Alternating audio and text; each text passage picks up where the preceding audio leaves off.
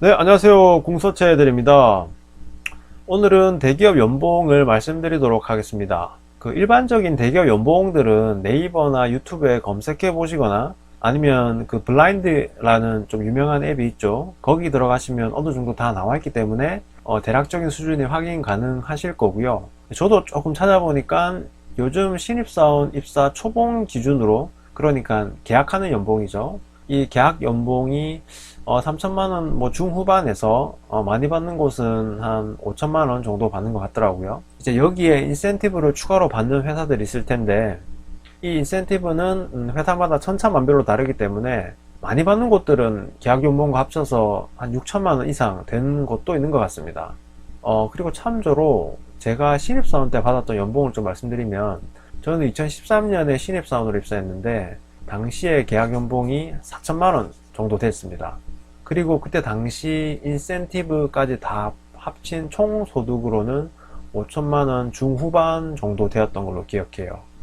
사실 그때에 비해서 지금이 7년이나 지난 시점인데도 신입사원 연봉이 막 그렇게 많이 오른 것 같다는 생각은 안 들거든요. 왜 그러냐면 이게 사실 요즘 취업을 원하는 학생들이 많은 반면에 회사들은 잘 채용을 안 하다 보니까 아마도 회사 차원에서는 연봉을 많이 주면서까지 뽑을 필요가 없다라고 생각하는 것 같아요. 그래서 연봉이 많이 오른 것 같지는 않아요. 좀 안타깝게. 네, 그리고 간혹 유튜브를 보다 보면 신입사원 연봉이 8천만 원 이상 된다 라는 이런 영상들이 간혹 보이더라고요. 당연히 이건 거짓말은 아니겠지만 굉장히 드문 케이스라고 저는 생각해요. 사실 신입사원이 저 정도 받으면 엄청난 거거든요. 그러니까 아마도 저 회사는 그 삼성전자 반도체 사업부를 기준으로 하는 얘기일 거고, 뭐 잘 아시겠지만 반도체 사업부는 세계에서 1등을 하는 사업부고, 또 우리나라 최고의 기업은 삼성전 내에서도 최고의 사업부거든요. 그래서 반도체 사업부는 최근에 거의 항상 실적이 좋았고 자연스럽게 인센티브도 거의 최고 수준으로 나왔어요. 참고로 2018년 같은 경우는 이 반도체 역사상 최고의 실적을 거뒀었는데, 그때는 이제 특별 인센티브라는 것까지 나왔던 걸로 기억합니다. 이거는 이제 SK 하이닉스도 마찬가지였죠. 그래서 그 삼성그룹에 나오는 PS라고 하는 인센티브가 있는데, 이게 이제 최고 수준이 50%, 그러니까 계약 연봉이 50%까지 나오는 수준인데, 그 50%가 나왔을 거고, 거기다가 당연히 상하반기에 각각 받는 그 PI라고 하는 인센티브들도 최고 수준으로 나왔을 거고, 거기에 이제 또 삼성전자가 돈을 많이 주는 만큼 일도 많이 시킵니다. 그래서 주말 특근이나 야근, 출장 수당 이런 걸 모두 다 합치면은 그 영상에서 얘기하는 8천만 원 수준 이상이 나올 것 같아요.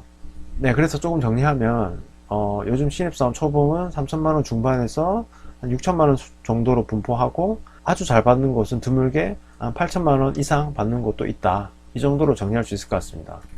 그리고 참조로 제 연봉을 말씀드리면, 저는 이제 입사 8년차 대리, 이제 입사 8년차고 대리 5년차고, 작년 2019년인 대리 4년차 때 저희 연봉은 7천만 원 후반이었습니다. 그러니까 이제 연말 정산하는 기준인 원천 징수 금액으로 7천만 원 후반이었다는 얘기고요. 여기에는 야근이나 주말 특근 수당, 출장비 뭐 이런 기타 소득들은 포함되어 있지 않고 순수 계약 연봉 플러스 인센티브인데, 저희 회사 같은 경우는 상반기에 한 번, 하반기에 한 번, 그리고 다음 해 1월에 한 번, 총 3번의 인센티브가 나옵니다. 그리고 참조로 이제 실수령 하는 기준도 말씀드리면, 월급 기준으로는 약 350만 원 정도 실수령 했었습니다. 이제 여기에는 당연히 세금, 그러니까 소득세와 주민세가 원천 징수되고, 거기다가 이제 자연스럽게 공제된 항목들이 있죠. 4대 보험이라고 하는 국민연금, 건강보험료, 장기요양보험료, 그리고 또 다른 보험료, 거기다가 이제 개인연금도 빠지고, 또 저희 회사 같은 경우는 이제 사내 식당에서 밥을 먹을 수 있기 때문에 그 밥값, 사 먹는 만큼의 밥값과 또 사내에 있는 카페에서 쓰는 비용들이 모두 다 공제되고 난 후의 금액이 한 350만 원 정도 되었습니다. 그리고 거기에 아까 말씀드린 인센티브 3번에 명절 상여금 2번을 다 더하면 세후 소득이 약 6천만 원 가량 되더라고요. 저도 계산해 보니까. 그러니까 이것은 세전소득 7천만 원 후반에 약 17% 정도 되는 수준이고, 그래서 한 4분의 1 정도가 이제 세금이나 기타 공제로 소득에서 빠진다는 얘기죠. 네, 그리고 또 참조로 이제 연봉 인상률에 대해서 조금 말씀드리면, 연봉 인상률은 기본 인상률과 성과 인상률 두 개로 나눠지는데, 요즘은 대기업들의 추세가 성과지향적으로 바뀌고 있기 때문에 이 인사 고가에 따라서 연봉 인상률 차이가 납니다. 보통 기본 인상률은 물가 인상률 수준인 2%에서 혹은 3% 정도 되고요. 성과 인상률은 인사 고가에 따라서 3%에서 8%까지 됩니다. 그러니까 만약에 내가 평균 고가를 받았으면 성과 인상률이라는 건 없고 그냥 기본 인상률 딱 2%에서 혹은 3% 정도만 받는다는 얘기고, 만약에 내가 최상위 고가를 받으면 기본 인상률 2, 3%에다가 8%의 인상률을 더하기 때문에 약 10% 안팎의 인상률을 받게 됩니다. 거의 11% 정도 받게 되죠. 사실 이 상위 고가는, 최상위 고가는 부서에서 받을 수 있는 사람이 몇 명 안 되기 때문에 보통은 중위 고가를 받는 경우가 대부분이고요. 그래서 이 연봉도 거의 뭐 매년 기본 인상률 수준 정도 되는 경우가 많습니다.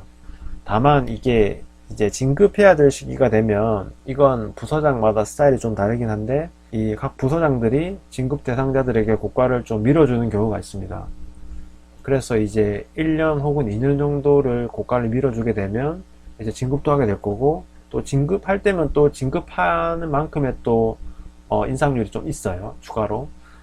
그래서 좀 진급할 때가 되면 이제 인상률이 좀 많이 높아집니다. 특히나 과장, 대리에서 과장 진급할 때 가장 인상률이 높다고 합니다. 네, 그래서 오늘은 대기업의 연봉 수준과 그리고 인상률, 연봉 인상률에 대해서 좀 말씀드려 봤습니다. 네, 다음번에는 좀 더 좋은 콘텐츠로 찾아뵙겠습니다. 시청해주셔서 감사합니다.